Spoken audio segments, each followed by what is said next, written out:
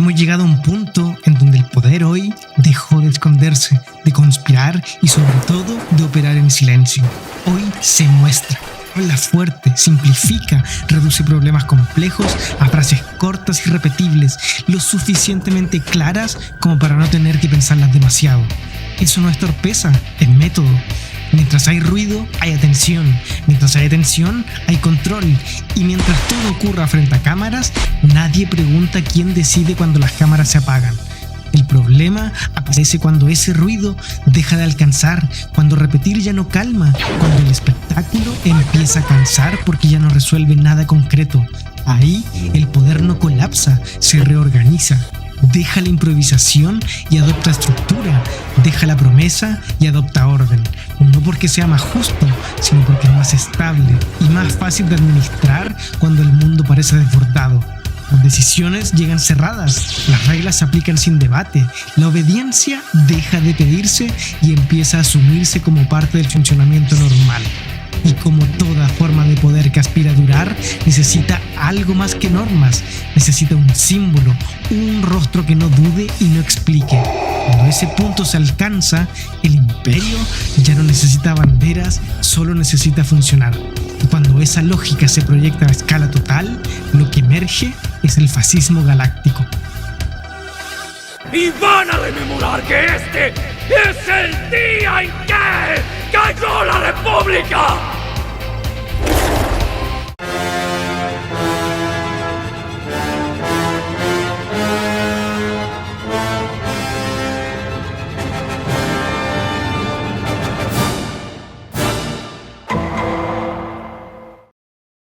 El fascismo galáctico no se impone a la fuerza, se presenta como una solución.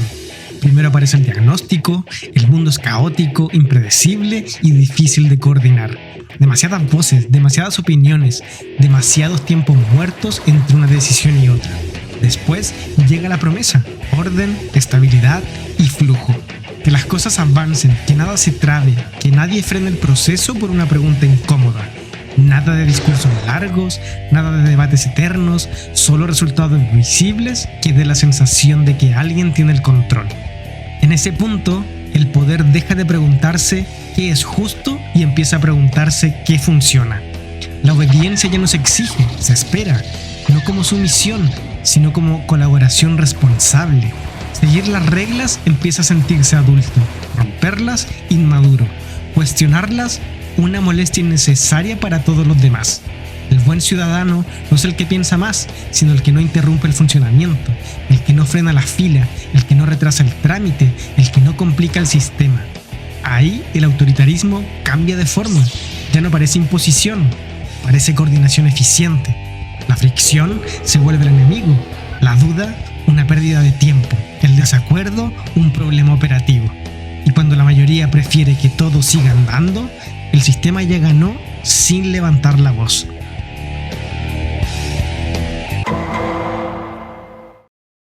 Al principio, el orden se siente nuevo, visible y presente. Hay reglas nuevas, controles nuevos, pasos adicionales que antes no existían y que llaman la atención. La gente los comenta, los critica y hasta puede que se quejen un poco. Después pasa algo peor, se normaliza. Las filas avanzan, los formularios se completan, las autorizaciones llegan. No rápido, pero llegan. Y cuando algo funciona, aunque funcione mal, se integra a la rutina diaria como todo lo que ya nos sorprende. Nadie recuerda exactamente cuándo apareció la primera regla absurda. Solo recuerdan que ahora siempre fue así.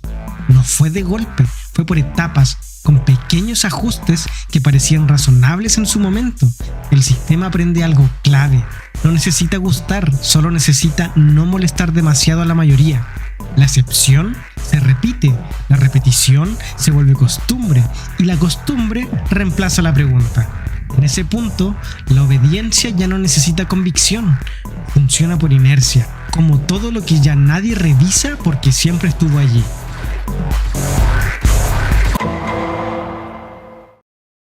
Todo sistema autoritario necesita un arquitecto, no el que ejecuta, el que diseña, el que nunca aparece donde ocurre el daño, el que piensa el sistema para no tener que hacerse cargo de sus efectos directos. Ese poder no grita, simplemente calcula. no gobierna con fuerza bruta, sino con paciencia y lenguaje técnico. Convierte el miedo en argumento, la urgencia en excusa y el caos en oportunidad. No destruye instituciones, las usa. No rompe reglas, las reescribe con letra pequeña y plazos flexibles. Las decisiones se toman lejos del conflicto, en salas cerradas, con gráficos, proyecciones y escenarios hipotéticos. Ahí no hay épica, hay cálculo.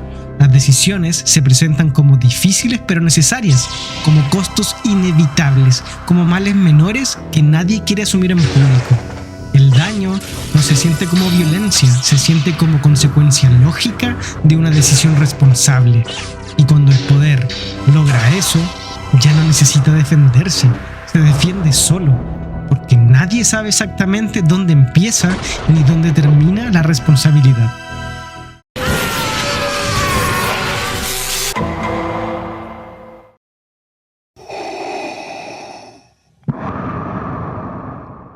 Una vez que el sistema ya está diseñado, al poder le queda una sola tarea: hacer que funcione. Para eso no necesita pensadores, necesita ejecutores. Figuras que no discutan la orden, que no pidan contexto, que no confundan la instrucción con una pregunta. El ejecutor aparece cuando algo se traba, cuando alguien se sale del marco, cuando el flujo se interrumpe. No llega para debatir, llega para corregir. No actúa con furia descontrolada, actúa con precisión. Entra, ajusta y se va. Como si solo estuviera arreglando una pieza defectuosa en una maquinaria que no puede detenerse. Ese es el verdadero terror del ejecutor. No siente que está haciendo algo extraordinario. Siente que está trabajando, cumpliendo una función, manteniendo el orden operativo del sistema. No necesita convencerse de nada. El sistema ya está pensando por él. Por eso no duda, por eso no se detiene, por eso no siente culpa. Y cuando un sistema encuentra figuras así, ya no necesita vigilancia constante ni amenazas permanentes. La obediencia se vuelve automática, la corrección rutinaria y el daño invisible.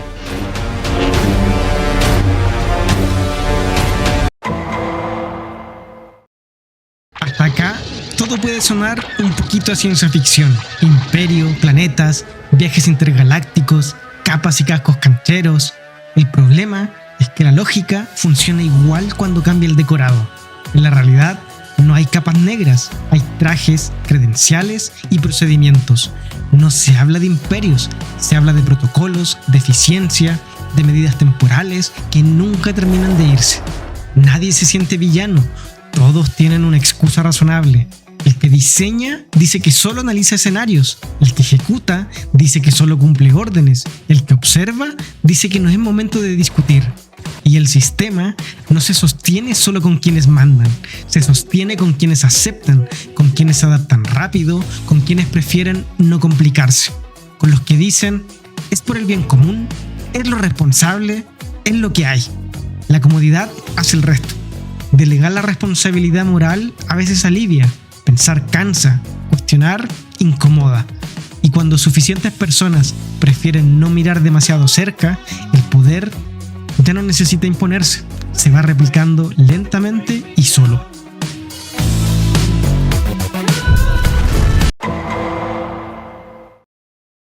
Llega un punto en que el sistema ya no necesita símbolos, no hace falta un líder visible, no hace falta un ejecutor emblemático, ni siquiera hace falta una narrativa clara. El sistema ya aprendió a funcionar solo. Las reglas ya están escritas, los procedimientos aceptados, las excepciones incorporadas. Las decisiones ya no llegan como órdenes, llegan como ajustes, actualizaciones, cambios técnicos que nadie revisa demasiado. El control no se siente como control, se siente como optimización. Cuando algo falla, no se busca un responsable, se revisa el sistema. El problema deja de ser moral y pasa a ser más o menos técnico. No se pregunta si algo está bien o mal, sino si es compatible con el funcionamiento general. En ese punto, la obediencia ya no necesita convicción. Funciona por inercia, por comodidad, porque detenerse a pensar parece más costoso que seguir adelante. El poder se vuelve infraestructura, algo que está ahí, que no se discute, que no se cuestiona, que solo se nota cuando empieza a fallar. Y cuando el poder alcanza ese nivel, una vez más, no necesita justificarse. funciona. Y eso es lo verdaderamente peligroso de esta historia.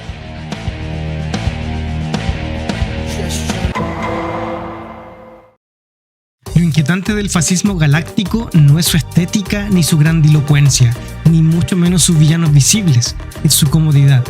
Aunque entre nosotros, ¿qué daría yo por tener el casco y la capa de Darth Vader? La forma en que deja de parecer una elección y pasa a sentirse como entorno, como algo que simplemente está ahí, operando, avanzando, decidiendo sin levantar la voz.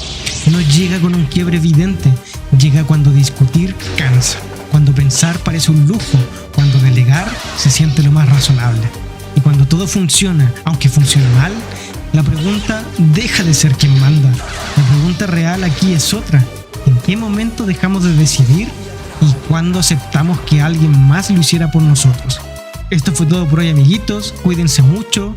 Si nada de esto les pareció exagerado, bienvenidos al público objetivo. Y recuerden, cuando todo funciona sin preguntas es porque el sistema ya decidió que las respuestas sobraban. Y tristemente, alguien también. ¡Chao!